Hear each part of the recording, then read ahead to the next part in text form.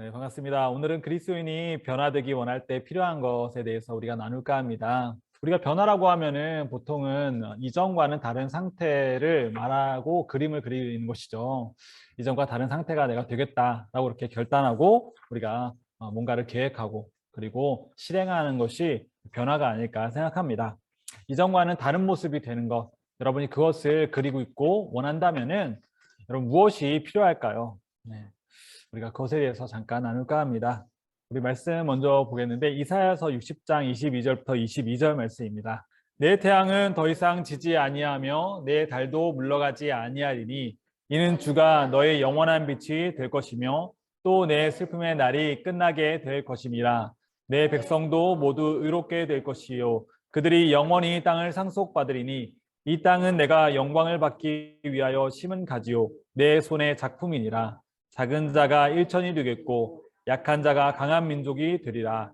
나 주가 자기 때에 그것을 속히 이루리라. 북이스라엘과 아수르가 연합의해서 남유다에 이제 침공할 때 이사야 선지자가 예언한 그런 말씀입니다. 이사야 선지자는 너의 태양이 더 이상 지지 않을 것이다. 해가 지지 않을 것이다. 라고 이렇게 예언하고 있고 너의 달 또한 물러가지 않고 빛을 비추게 될 것이다. 라고 이렇게 말하고 있습니다. 여러분 하나님께서도 지금 동일하게 여러분의 태양이 여러분의 달의 빛이 지지 않고 사그라들지 않는다라고 이렇게 말하고 있는 것입니다.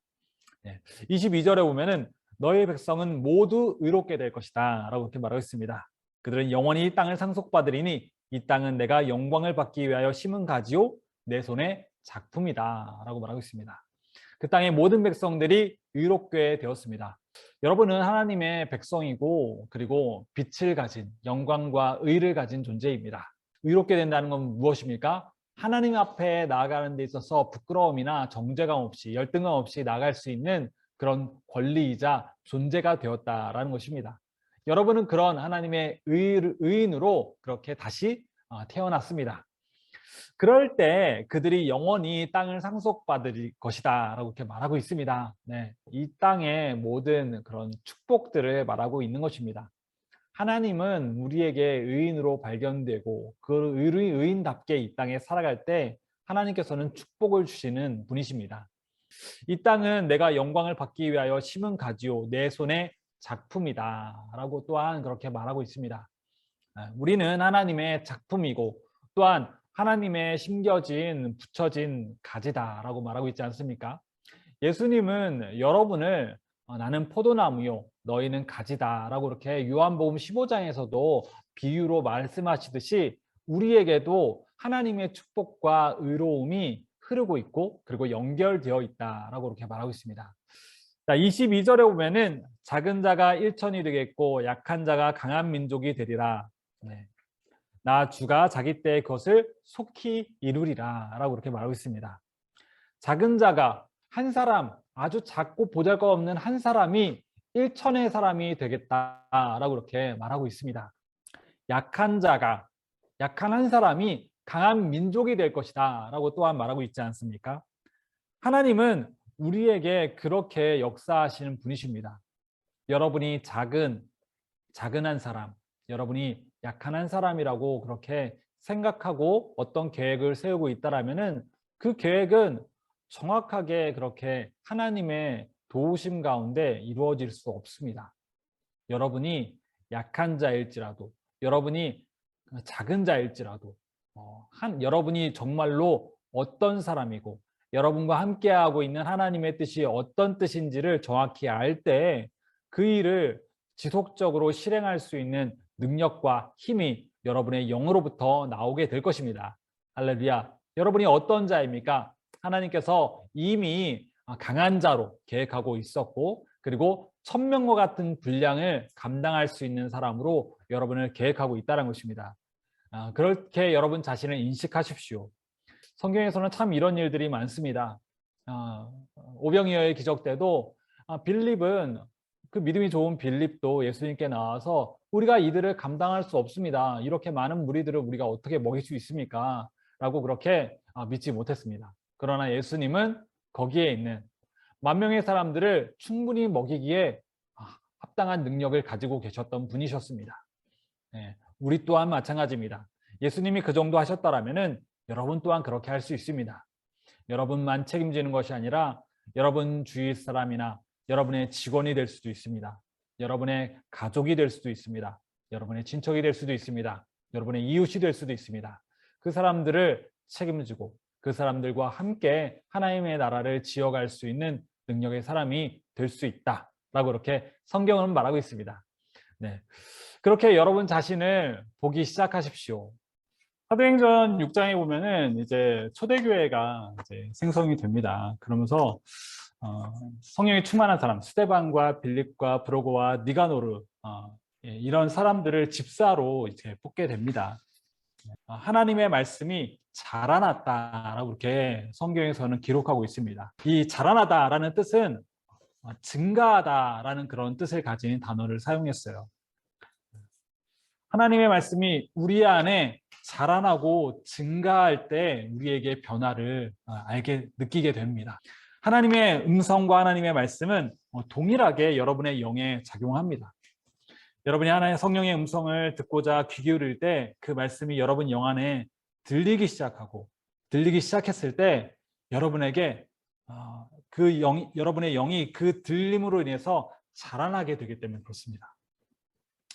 가령 간단한 것도 제가 여러분에게 드리잖아요. 하나님 사랑합니다. 예수님 감사합니다. 성령님 사랑합니다. 이런 말을 여러분이 기도할 때, 여러분 혼자 있을 때, 기도할 때 이렇게 고백하고 여러분 안으로부터 성민아, 내가 너를 정말로 사랑한다 라고 이렇게 음성을 여러분 영으로부터 그렇게 들었을 때 그게 진짜예요, 여러분.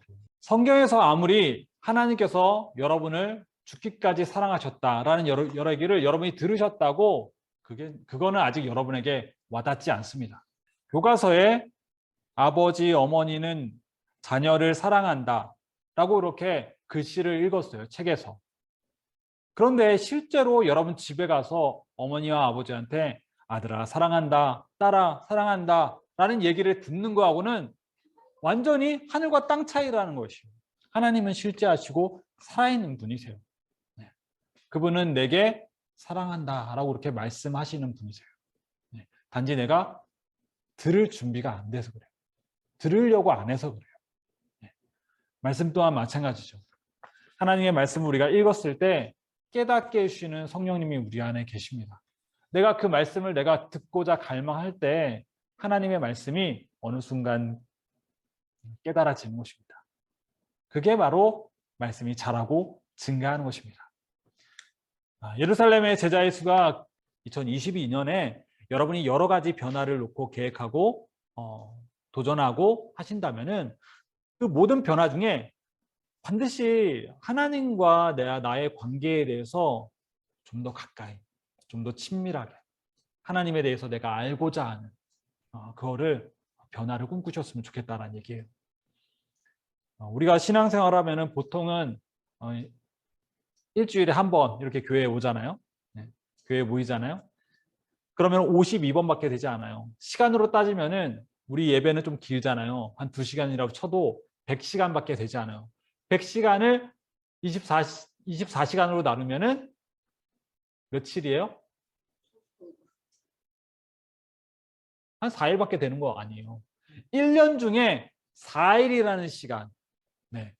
뭐 자는 시간 빼면은 한 8일로 늘린다고 해도 8일 정도밖에 되지 않는 시간 동안 하나님의 말씀을 여러분이 듣고 그리고 하나님에 대해서 고민해 본다면 여러분 안에 얼마나 성장이 있겠습니까?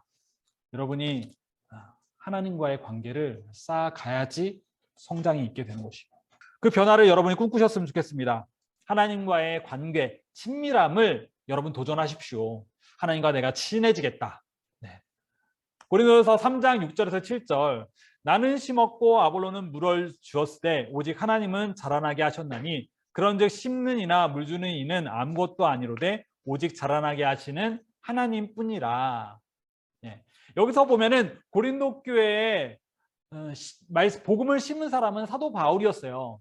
그래서 나는 심었고 라고 이렇게 말하고 있는 거고 아볼로는 이제 사도 바울이 고린도 교회를 떠나면서 아볼로라는 그런 말씀을 잘 가르치는 그 사람을 고린도 교회로 초청을 해서 고린도 교인들을 돌보도록 가르치도록 그렇게 부탁한 사람이 바로 아볼로예요. 아볼로는 복음 안에서 복음이 더 자랄 수 있도록 물을 주었다라고 이렇게 표현하고 있죠. 그런데 자라게 하시는 이는 하나님이시다라고 이렇게 표현하고 있습니다. 네, 뭐라고 말하고 있습니까? 하나님이 강제적으로 그렇게 자라게 하시나요? 아니에요. 네. 내가 자라고자 하는 씨앗은 하나님이 자라도록 도우시는 분이십니다. 네. 여러분, 하나님과 관계를 잘 하십시오. 고린도후서 9장 10절에 보면은 심는 자에게 씨와 먹을 양식을 주시는 이가 너희 심을 것을 주사 풍성하게 하시고 너희의 의의 열매를 더하게 하시리라. 성령님과 친밀해지면 질수록 여러분의 인생의 분야에서 심을 것이 넘치게 될 것입니다. 그분이 여러분의 공급자이시기 때문입니다. 그분은 아들의 삶을 풍성하게 계획하시는 분이십니다. 그분과 더 가까워지기를 꿈꾸십시오. 하나님은 우리의 삶의 아주 작은 부분까지도 참 관심이 참 많으십니다. 그래서 저도 이번에 잃어버린 물건을 찾는데 깜짝깜짝 놀랄 때가 참 많았어요. 네. 사모도 옆에서 보면서 참 신기하다라는 얘기를 하더라고요. 네, 승표가 이제 손이 시려워서 자전거를 타는데 제가 보기에는 승표가 얇은 장갑을 끼고 자전거를 타고 체육관까지 왔다 갔다 하면은 동상이 걸릴 것 같더라고요. 안 그래도 손이 좀 상하더라고요. 그래서 속상하는데 우리 안에 사모님 장갑이 떠오르는 거예요. 안 끼는 두꺼운 장갑이 있었어요. 자전거용 장갑이. 그래서 근데 장롱에 있을 것 같은데 라는 생각이 갑자기 드는 거예요. 그래서 장롱문을 열고 안쪽에 있는 가방을 꺼냈어요. 그리고 그 안에 열어봤더니 장갑이 있는 거예요. 그리고 무선 마우스가 없어졌는데 이거 장난감 상자에 있겠는데? 라는 생각이 들어서 장난감 상자를 딱 봤는데 거기에 한 방에 이렇게 딱 찾고, 하여간 성령님께서는 우리에게 아주 사소한 것처럼 그렇게 보이지만 여러분의 인생에서 숨겨지고 잃어버린 것들도 찾을 수 있다는 것입니다. 우리의 인생에서 잃어버린 소중한 것이 참 많지 않습니까? 여러분의 꿈일 수도 있고 소망일 수도 있고 믿음일 수도 있고 말씀일 수도 있습니다. 여러분의 중요한 것 잃어버리셨다라면은 그것을 다시 찾고자 하신다면은 그분에게 먼저 물어보는 것이 가장 지혜롭고 합당할 것입니다. 세 번째, 변화하기 위해서는 당연한 얘기지만 행동이 필요합니다. 여호수아서 3장 8절, 15절, 16절에 보면은 너는 언약궤를 메는 제사장들에게 명령하여 이르기를 너희가 요단강의 물가에 이르거든 요단강 속에 가만히 서라 하라 하시니라. 궤를 맨 자들이 요단강의 이름에 궤를 맨 제사장들의 발이 물가에 잠기니라. 위에서부터 내려오던 물들이 일어서고, 하나님께서 여호수아에게 직접적으로 지시를 내립니다. 제사장들이 궤를 메고 요단강 가운데에 가서 서라. 무슨 일이 일어날 거라고는 얘기하지 않았습니다. 하나님의 말씀대로 그렇게 실행하자 요단강 물이 흘러오는 것이 멈추기 시작하는 것이, 점점 물이 줄어들더니 맨 땅으로 그렇게 변했습니다. 하나님은 우리에게 어떠한 것을 지시할 때 그렇게 지시하시는 것 같아요. 무모해 보이지만 정말 그것이 하나님의 뜻과 일치할 때, 하나님의 약속과 일치할 때 우리에게 할 수 있는 방법을 가르쳐 주시는 분이십니다. 하나님의 지혜는 우리가 알지 못하는 더 탁월한 방법으로 우리를 인도하시기 때문에 그렇습니다. 그렇기 때문에 그분과 친밀해지면 친밀해질수록 여러분에게 탁월한 선택과 변화의 그런 확증들이 더욱 넘쳐나게 될 것이 분명합니다. 그래서 여러분이 변화를 꿈꾼다면, 어떤 것이 변화하길 원한다면 가장 먼저 하나님과의 관계의 변화를 먼저 찾으십시오. 그리고 실행하십시오. 실행했을 때 요단강물이 끊어지는 것을 사람들이 봤을 겁니다. 오늘 나의 모습은 어제까지의 내가 심은 씨앗의 그런 결과입니다. 어제까지의 결과가 오늘이라면은, 내가 오늘 좋은 것을 심는다면은 내일은 결과가 반드시 좋은 것으로 나게 될 것이야 라고 이렇게 결론 내릴 수 있지 않습니까? 하나님께서 여러분에게 주시는 심을 씨앗들을 심을 때 놀라운 기적들이 일어나게 될 것입니다. 중요한 문제일수록 조급함이 아니라 그분과 친밀한 시간을 보내며 답을 찾는 것이 가장 탁월한 방법입니다. 약속의 땅을 들어가는 입구에서 이스라엘 백성처럼 여러분에게 하나님께서 지시한 그 말씀에 대한 믿음을 실행하기 시작하십시오.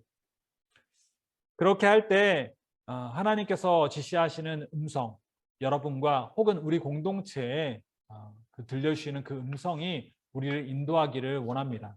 여러분, 하나님과 친밀해지기를 꿈꾸십시오. 네. 그것이 중요한 것 같아요. 성령님과 친밀해진 것을 꿈꿀 때 그 다음 스텝도 여러분이 지치지 않고 나아갈 수 있는 것이에요.